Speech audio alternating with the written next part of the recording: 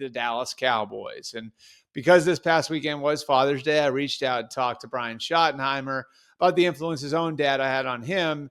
And one of the things that I was able to come away with in my conversation with Shotty, who I've known for a long time, was how his dad had an impact on the culture that he's building in Dallas, and how I think that's sort of what makes him a good fit for where the Cowboys are. This, of course, was a criticized hire coming out of the Mike McCarthy era. There were a lot of people who felt like, why would you hire a non-play calling offensive coordinator who's in his 50s as the head coach? And I could tell you a number of reasons why I think that this is a good hire, a sensible hire. This is a team that won 12 games 3 years in a row, so I don't think there's a need to upset the apple cart.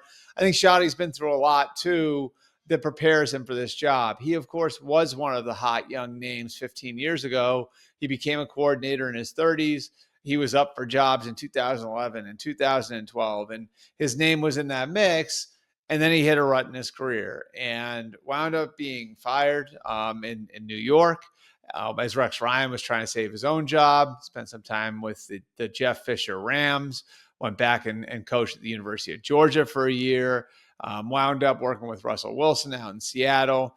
So this is a guy who at one point was the hot young offensive assistant, and a guy who now has a decade of experience after that. And he didn't get the job when a lot of other guys have gotten the job. And so I think that that'll help him in this experience, becoming a head coach for the first time. But really what we drilled down on in talking to him over the weekend was the culture that he's looking to build. And that has, that there's a lot of connection there to stuff that he learned from his dad, Marty, who of course was a head coach with 4 different franchises in the NFL, was the head coach of the Browns, the Chiefs, the Chargers, and at the time, the Redskins.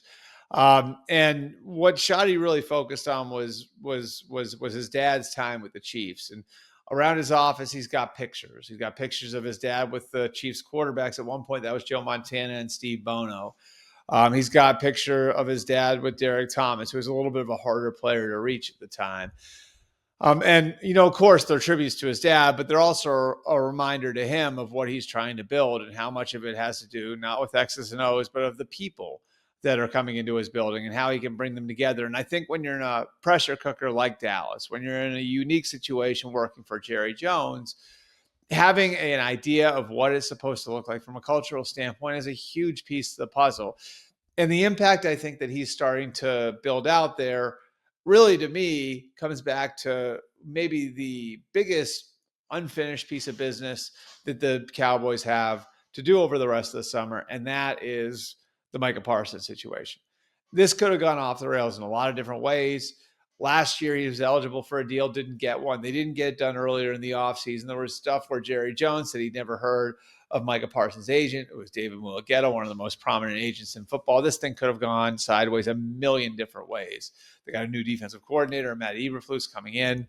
And I think that Brian Schottenheimer was able to keep Micah Parsons on board and keep him in a position where he showed up last week for the team's mandatory mini camp. And you haven't heard a lot from Micah himself on the contract situation, on his relationship with the Cowboys being in a certain spot. You haven't heard any of that.